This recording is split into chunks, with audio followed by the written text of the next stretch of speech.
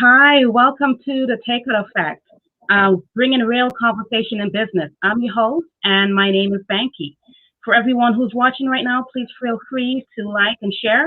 Today's guest is Ainsworth Slowly from CRUE TV. Ains, can you say hello to the audience and let everyone know about who you are? Sure. Hello, everyone. How are you? I'm Ainsworth from CRUE TV, the creative director of CRUE TV, and I'm happy to be here. Thank you for having me. And yeah, let's get it on. Okay. So, Ains, what is CRUE TV? What is CRUE TV? CRUE TV is a nonprofit organization which I started back in 2010. It's an organization that provides, let's say, access to technology to learn, create, earn, and also to earn and to create business in the digital sector. There's three components of CRUE TV. So basically, it's a nonprofit that provides, I guess, innovative access to technologies for learning, creating, and doing business in the digital economy. And I can continue on, but I'll let you ask more questions.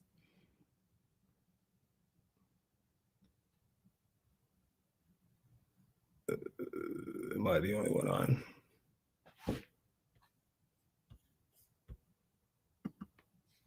Hello?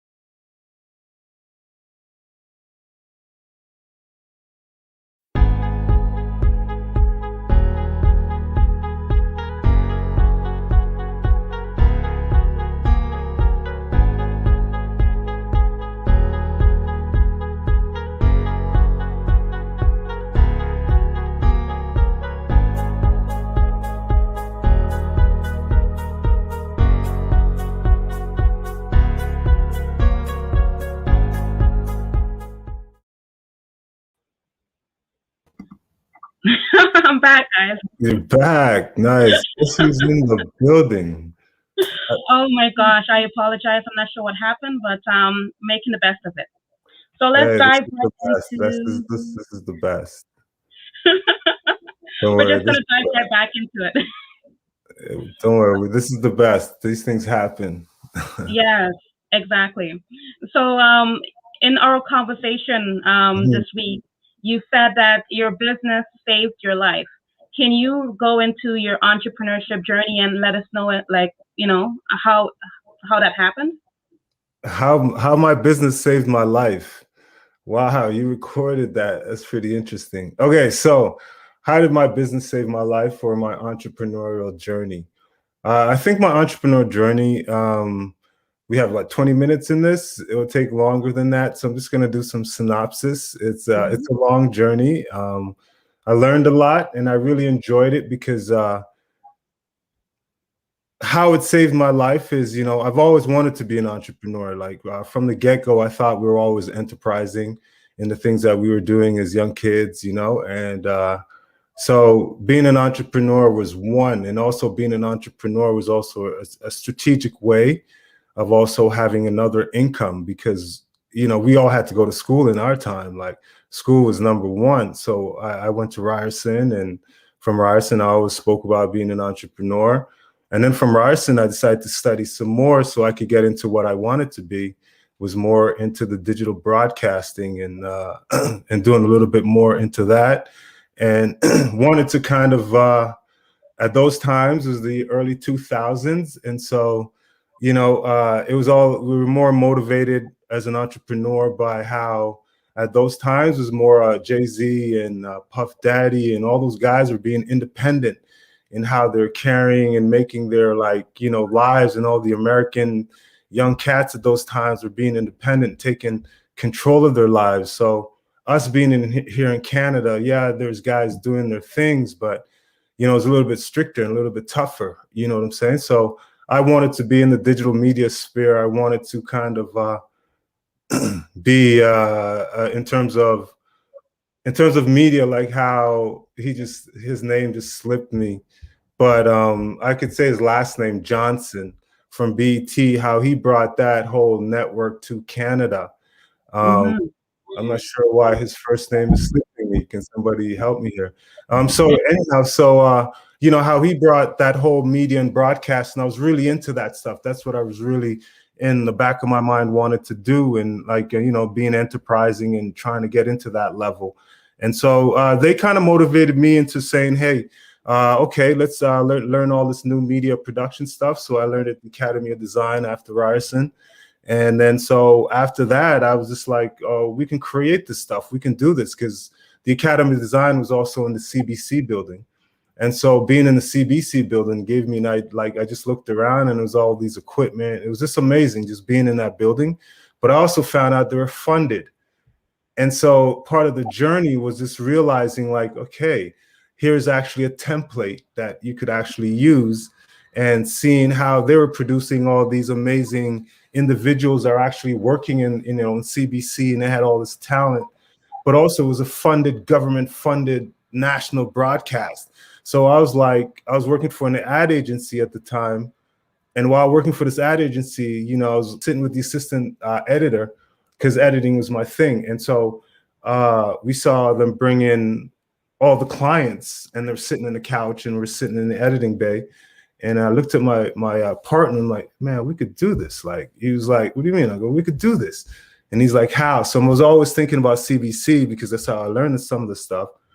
And I told him, I'm like, listen, we just get the government to fund a lot of the equipment, and then we train the youth, and then we go out and get the jobs, and then we train them, and then they work for us. And then he was like, I don't know, like, we could do it. So basically, as a journey on my entrepreneurial journey, I also learned how to kind of pivot from what we were doing.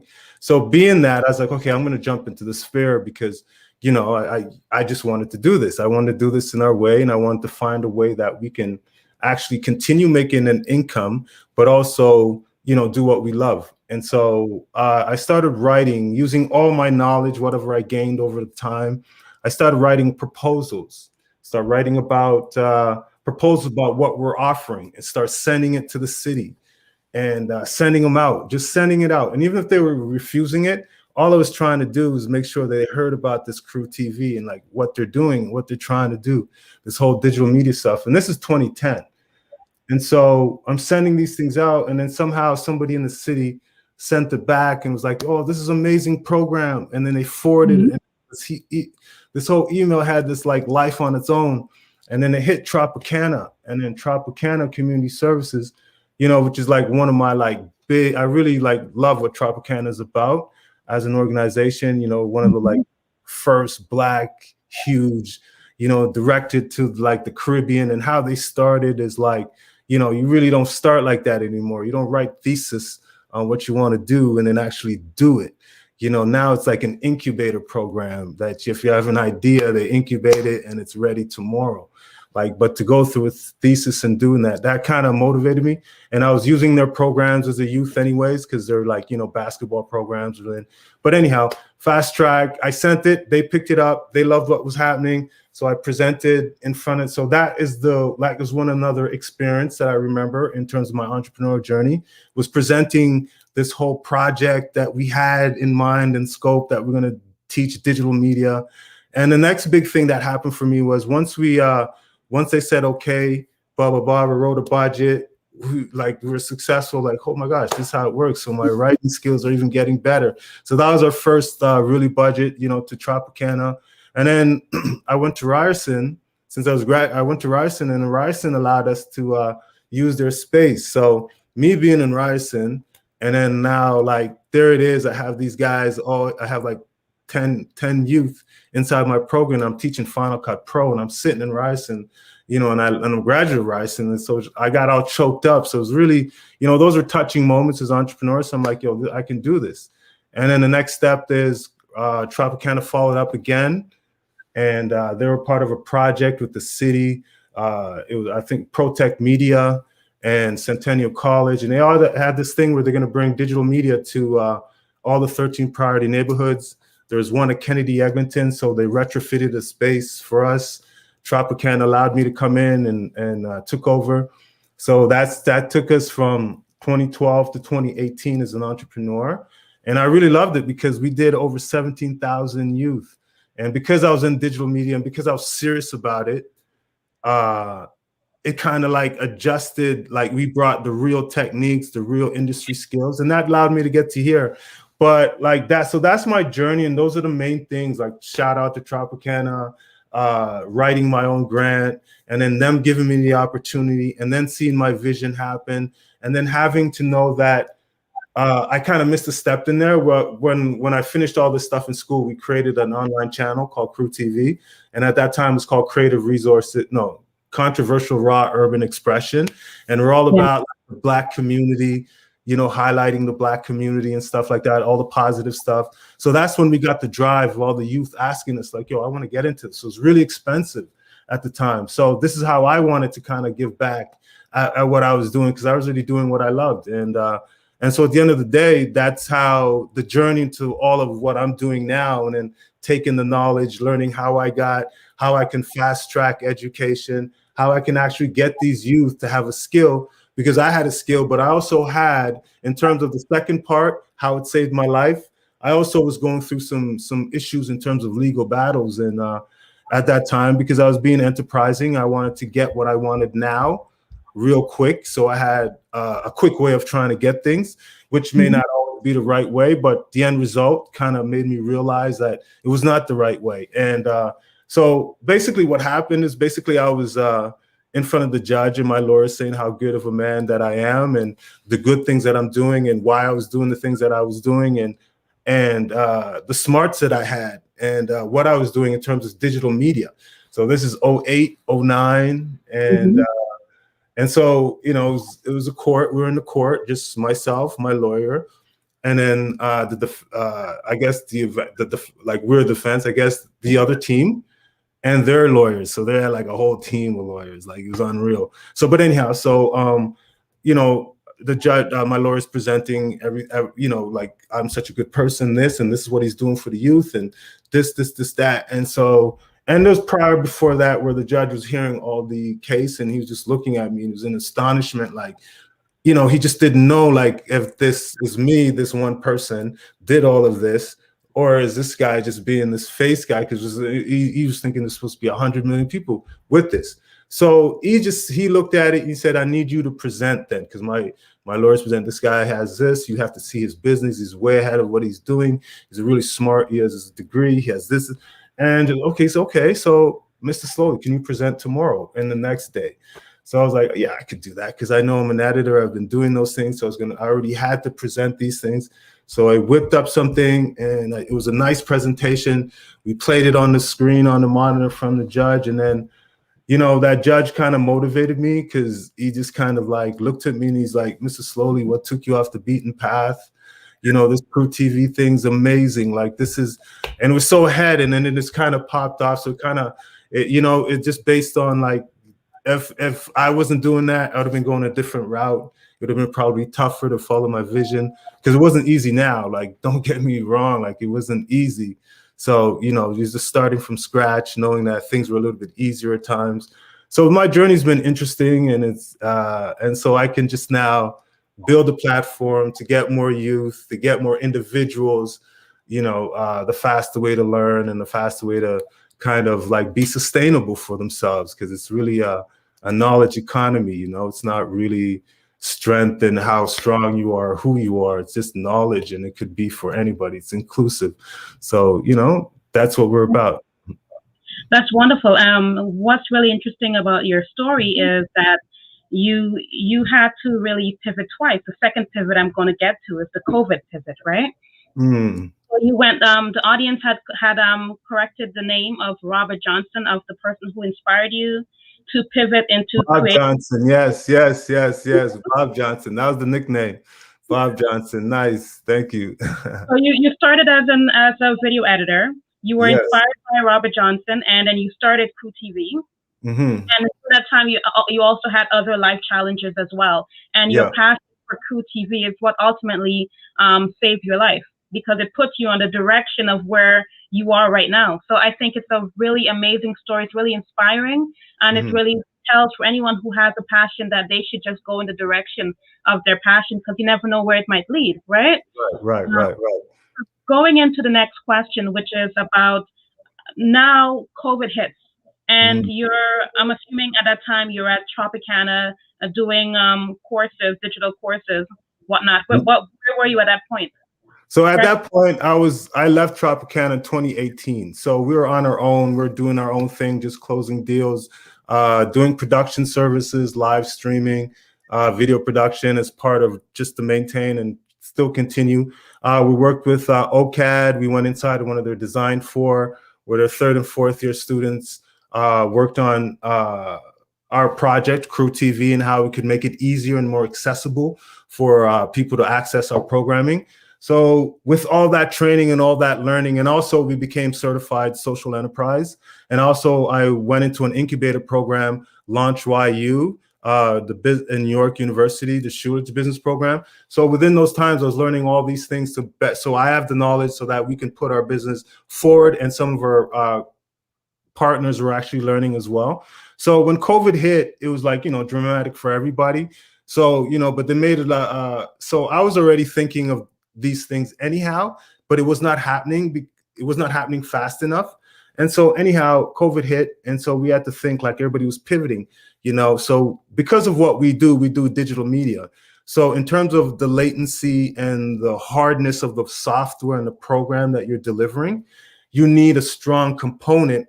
Now you couldn't really use Zoom to deliver Premiere. So it's like, okay, how are we going to do this if we want to stay in the spirit? Because we're doing digital, we're delivering these skills. And so I know the production world always kind of had it. So basically we found and we created a platform, our own LMS, our learning management system. So we basically pivoted to the cloud.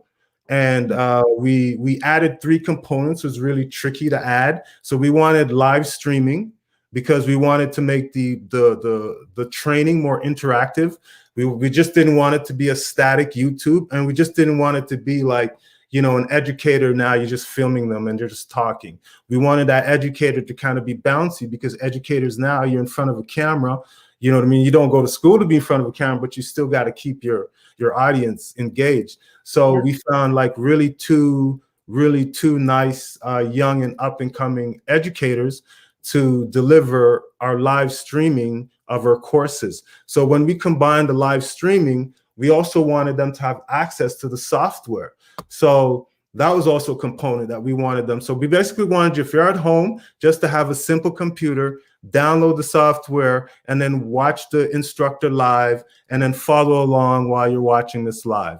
And so that's basically what we did in the whole pandemic time of the COVID, was we built this platform, and then we released it in terms of, we wanted 200 people to be on this platform to learn these 3 courses that we're going to offer for free, which happen to be Adobe Premiere, After Effects, and Illustrator.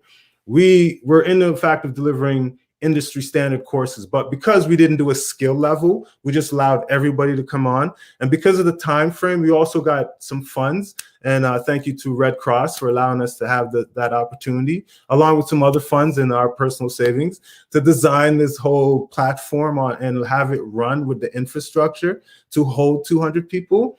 So it was a lofty goal in 2 months to have 200 people sign up, but it was incredible. We had 150 people sign up, but then we had 7,900 people watch the streams, the live streams. So we had 7,900 people watching the live streams, and that blew us away when we looked at the internal analytics from the embedded live streams and from where they were coming from. So that showed us like, wow, this program could really take off. Youth really want this program. So we just built this platform to allow that. So that's what we pivoted to, allow that platform to be built, and so that it could be sustainable in what we're doing as well. So it was really amazing, you know, like we're always on the go and try to, make sure we're ahead and make sure that we can play a part. And we want to build capacity so that we can help more organizations and help more community, expand their reach, get out more, you know what I mean? Like, so, and there's also a more of let's say a fast track, so they can more concentrate on what it is that they do best, as opposed to, just try to do everything, because, sometimes this little nonprofit world, they dangle these little, these grants and everybody's jumping at it. And so sometimes they have to duplicate everything that's going on in the world in order to just get that grant, and so sometimes the money doesn't go to the quality of the staff that they need to deliver the training. So we're just trying to show them we have the value that can help them, and they'll still get their metrics. They can now get the youth served. And all they probably need maybe is a computer at their place where the youth can go and still have eye on them and what they're doing. So we wanted to kind of like, make sure that the accessibility from what we worked with within OCAD to allow us to do that, and from what we've learned and what our staff has learned to get us to this point. So yeah, the pivot was really interesting. And, now we want to really pivot it even a little bit more and do things that we have not done as an organization in terms of asking for funds and reaching out and creating this GoFunding type of campaign. And so that's next for us, because now we have a platform. We have something structured that people could actually see and say, hey, all right, yeah, they're helping kids. And we'll show the amount of numbers of youth that we want to get out there. So, we're there now. We're there now. Let's say that. Yes, you know what? I really appreciate the direction you took in terms of nonprofit, helping the youth, teaching the digital courses, bringing them on the path to expand that in university or whatnot. So I think I really applaud you for that. I think it's really good that you're doing that. My next question to you is, how do you manage it all, like work-life balance? How do you do it? Work-life balance. Ah, man. How do I do it? I see that I'm a mom and I have like 2 businesses. How do you do it with your family life, with everything that's happening with COVID? How do you do it? How do I do it? I do it with a scheduler for once. You always got to have some agenda when you get up in the morning. So I'm pretty determined. I'm a beast. But in terms of handling everything, sometimes you got to break down, and I break down, and sometimes I don't handle as much. But I do have an agile team. I know how to delegate a little bit. I've learned how to become a better leader, learn how to even developing this. Our team is pretty agile. So like our PMO is in Brazil, then we have like our board is here in Toronto. So we kind of use the components of working really kind of agile. And we use like maybe FreshBooks, we may use Asana. So in terms of balancing the life, it's just knowing that, hey, and I really loved it for this summer because, just understanding now that we've built something even expanding on what we've built and in a new platform, it just allows us to kind of, everybody knows what piece they're working on. So that's how I kind of balance. And there's not a lot happening in terms of for me.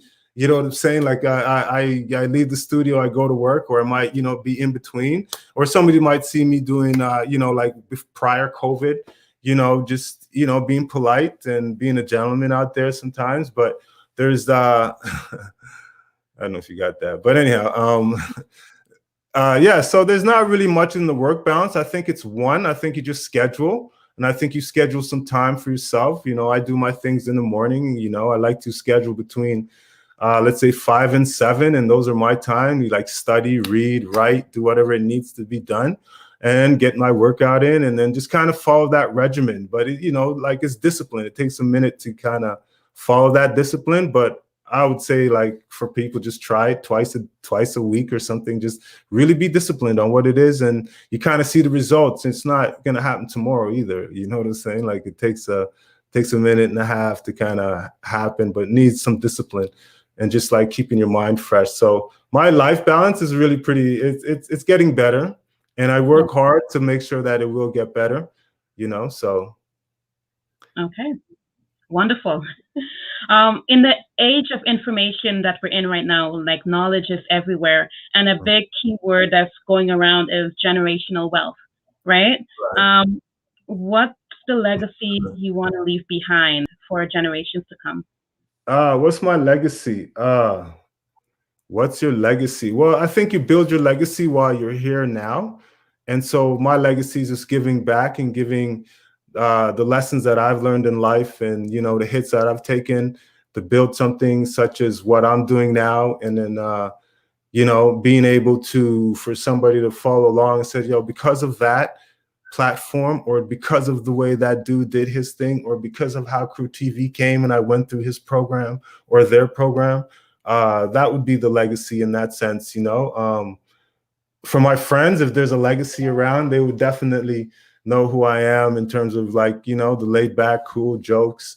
I really appreciate my friends, I appreciate a lot of things around me, you know what I'm saying? Like, has built me to who I am. And so in a way, so that legacy is just being able to just, being around everybody, being cool with people, and just being able to help where you can, and take the help when you can take the help. You know what I mean? And that'll be my legacy, just basically just giving back the knowledge and the hits that I've taken and the guards that I've doing. And then so now they can kind of have it a little bit more easier, That's great. For anyone who wants to start a social enterprise, is there any tips that you can give to someone? Not many people know what a social enterprise is, so maybe we can talk about that first. And Okay. what tips would you give to someone who wants to start what you're doing? Okay, so in terms of a social enterprise is just really being strategic in what you want to deliver and then having a social purpose. So let's say it is like, I'll take, let's say an industry like a street sweeper, and they're running a big business and it's Street Sweeper 1. And so Street Sweeper now sees where there's something flawed in the system, where there might be people who are I don't know, there might be people who are less off that he sees. He sees street people that are homeless people. And so he hires them to sweep with him. But before he hires them, in his big office, he shows them the best brooms to use, the different kinds of brooms. So now they're more knowledgeable in what sweeping is. So, and then he shows them that he's not just a sweeper. He has contracts here at this parking lot. You might have a building downtown. So, you just can't look at somebody and be like, okay. So, but anyhow, so starting a social enterprise is making sure you're giving back, making sure you're using somebody that either in the diverse, or they have some type of barrier, and then you're giving them some type of skill, and then they're making some type of money, and then they could go on their own. So, and then for me, what I would give in terms of a social enterprise is really dig deep in finding what it is that you're doing, and then how you can spin something off of what you're doing. So starting a social enterprise. So I'm gonna just put CRUE TV in there. Let's say you want to start a social enterprise. You're doing, let's say you work in a shelter with homeless youth, and you want to give them skill training, but then your shelter is going to offer graphic designs to all the businesses in your area using those youth, or printing, or this, or whatever it is. So then we would just give them the skill training. And then you would just say, hey, now you have a social enterprise with those skilled youth doing something. So it's just, you just got to think deep, and it doesn't have to be our organization. It could be another one, it could be trades, whatever it may be, but you just got to think deep of it, because a social enterprise is another aspect, because there's another body to it. You still got to get certified. You got to get vetted. And we got social enterprise certified through Social Canada. And so, I mean, anything you want, go for it. Don't stop. No way. Yes, love it. So, just to go on to the last question for the night. Correct me if I'm wrong, right? So the services that you offer free services to youth, at-risk youth. Is that correct? Yeah, we do offer free courses and free learnings for youth 16 to 30, based on them having barriers, unemployed, out of school. But those free programs do come through grants or through sponsorships. And so when we do get those grants, or organizations are interested in doing ones for their own youth, and then they could just, cover whatever cost it is for the platform. Yeah, so there is free for the grants, and we do that. Like we go for grants so that they're all free. They're all free, yes. So the youth who are facing barriers, they are free, but then there's also a public side to it, to the actual platform itself. But yeah, we're geared to youth, though. Youth free through the government funding, sponsorships. Yes, we want to make sure that they get those training. Yes.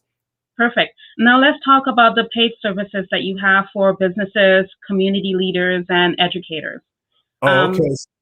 Sorry. Those are streaming, and so you have streaming courses, digital courses for anyone who wants to start a digital program. Is that it?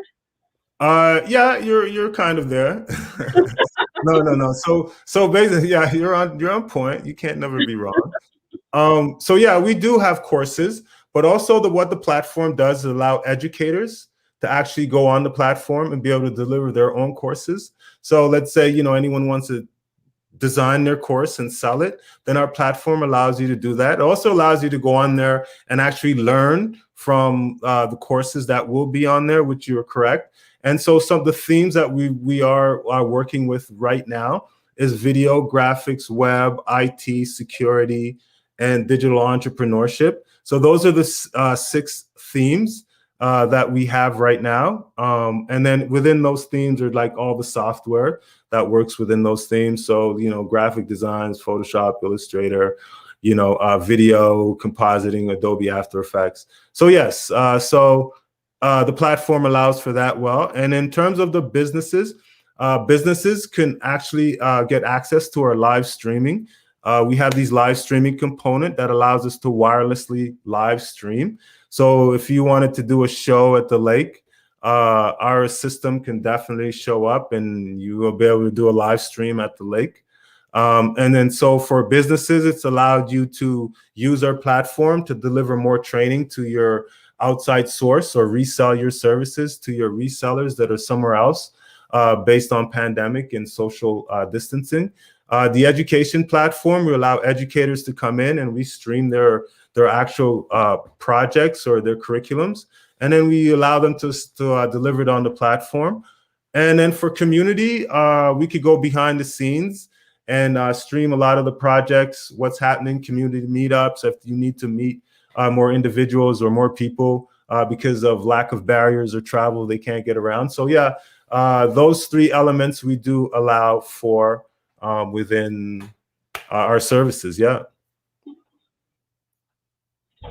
Okay, great. So basically, we do have some discounts that we'll be offering for your services. Nice.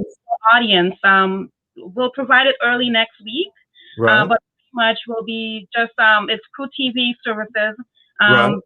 and it will be shown on the Business Takeout platform where people can sign up on the Business Takeout website to get the discount. So for the audience that are tuning in today, if you're a business owner, an educator, community leader that want to take advantage of the paid services that CRUE TV offers, we're offering a discount from Business Takeout. So we'll have further details for you towards early next week. Can I put in a number too? I put 50% off, like whatever it is, like courses, digital video services, getting your streaming, starting a podcast. Oh, and I also forgot, we also have a video on demand. So we have an educational channel. So we're making sure that, all that is there for you as an organization, business, or community to expand your reach. And go to CRUE Space would be where you'd connect us on Instagram. You already know our website, which is cruetv.com. YouTube is all being created. Like we're just reinventing everything that we're doing. And it's coming out really full. So that's basically it, I believe. Okay. Well, thank you everyone for tuning in to the Takeout Effect. It's been a pleasure having you as a guest, Ames, and we look forward to Business Takeout, the Takeout Effect brings real conversation in business, and we look forward to next week's episode. Have a good night, everyone. Thank you so much.